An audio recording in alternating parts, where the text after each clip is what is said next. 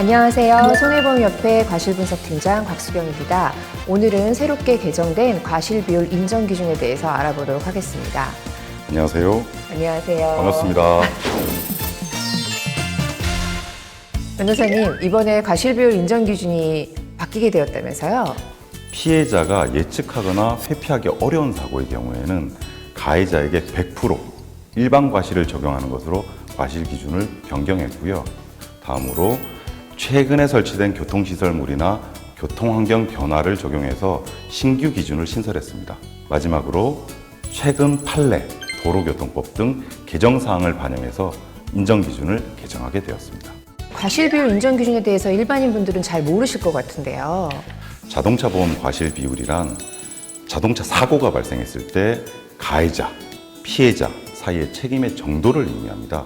예를 들어서 5대5, 7대3 이런 과실 비율들을 정하는 것이 과실 비율 인정 기준입니다.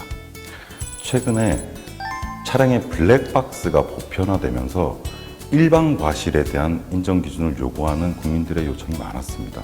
그러면서 과실 비율 인정 기준에 대해서도 증빙 자료가 확실하다면 일반 과실을 반영해 달라라는 사회적 요구가 증대하게 되었죠. 그럼 말씀하신 내용들이 이번에 인정기준 개정의 추진 배경이 된 거겠네요. 네, 맞습니다. 특히 이번 개정 기준은 이러한 사회적 요구를 반영하고 최신 판례의 경향을 반영할 뿐만 아니라 법조계, 학계, 언론, 시민단체, 정부 등 교통 전문가들을 다 모시고 자문위원회를 구성하고 이러한 자문위원회 검토를 거쳐서 국민들의 눈높이에 맞는 인정기준을 만들기 위해서 노력하였습니다. 그러면 이번에 바뀌게 된 인정기준에 대해서 하나씩 살펴보도록 하겠습니다.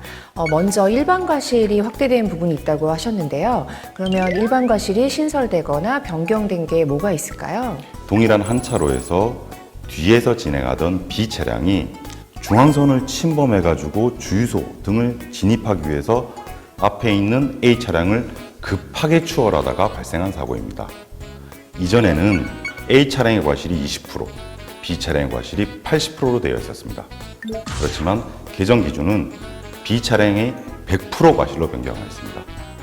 실제로 정상적으로 진행하면서 양보에 대해서는 생각지 않던 A 차량 입장에서는 예측 가능성이나 회피 가능성을 인정하기가 어렵다는 점, 그리고 도로교통법 제21조의 앞지르기 방법을 위반했다는 점을 반영해서 개정안을 신설하게 되었습니다. 그럼 이제 앞으로는 무리한 추월에 대해서는 100% 과실을 부여하게 되면 사고 예방에도 좀 도움이 되겠네요. 네, 맞습니다. 신설된 건 또 뭐가 있을까요? 또 다른 예로는 직진 노면 표시 차로에서의 좌회전 사고를 들 수 있습니다.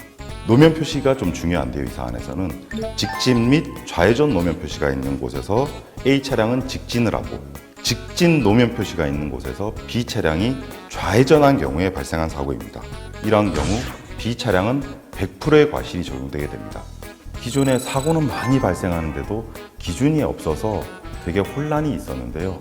이번에는 인정 기준을 새롭게 마련해서 도로교통법 제25조의 교차로 통행방법 위반을 적용해서 100%의 일반 과실을 적용하게 되었습니다.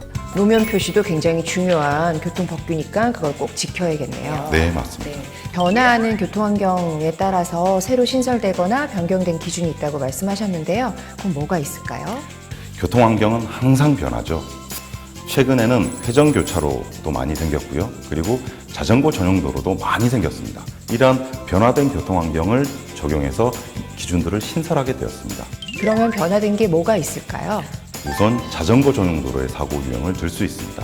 자전거 전용 도로에서는 말 그대로 전용 도로이기 때문에 자전거만 통행할 수 있습니다. 이러한 도로에 차량이 들어가서는 안 되죠. 자전거 전용 도로에 침범한 B 차량에 대해서 100%의 일반 과실을 적용하게 되었습니다. 네. 그러면 전용 도로 말고 전용 차로도 있던데요. 자전거 전용 차로. 네. 그 경우도 마찬가지일까요?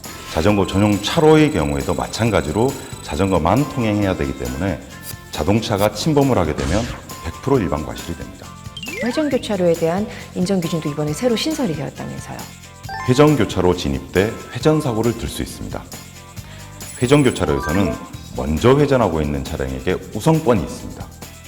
여기서 B 차량에게 우선 통행권이 있기 때문에 먼저 진입한 차량에 대해서 과실을 적게 인정하고 나중에 진입한 차량에 대해서 과실을 많이 인정해서 사고가 발생했을 때는 A 차량에게 80%, B 차량에게 20%의 과실 비율이 적용됩니다. 최근에 법령 개정 사항들, 그다음에 최근에 그 법원의 판결내 등을 많이 참고했다고 하셨는데요. 그러한 것들은 뭐가 있을까요? 최근에 선고된 법원의 판례와 도로교통법, 소방기본법 등 개정 사항을 반영해서 기준을 만들게 되었습니다. 우선 대표적인 걸로 교차로에서의 이륜차 사고가 있습니다. 정체도로에서 우측 가장자리에서 교차로를 진입하는 A 이륜차와 측면 혹은 맞은편에서 오는 B 차량 간의 사고의 경우에 현행 기준에서는 A 차량에게 30%, B 차량에게 70%의 과실 기준이 적용되었지만 최근 개정안에서는 관련 판례 등을 반영해가지고 A 차량은 70%, B 차량은 30%의 과실로 변경되었습니다.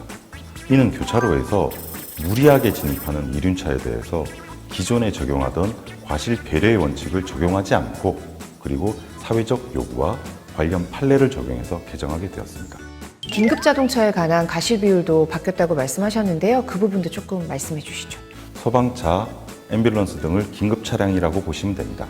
이 사안에서는 B 차량이 긴급 차량인데요. 여기서는 B 차량이 여기에 해당합니다. 교차로에서 녹색 신호, 정상 신호죠.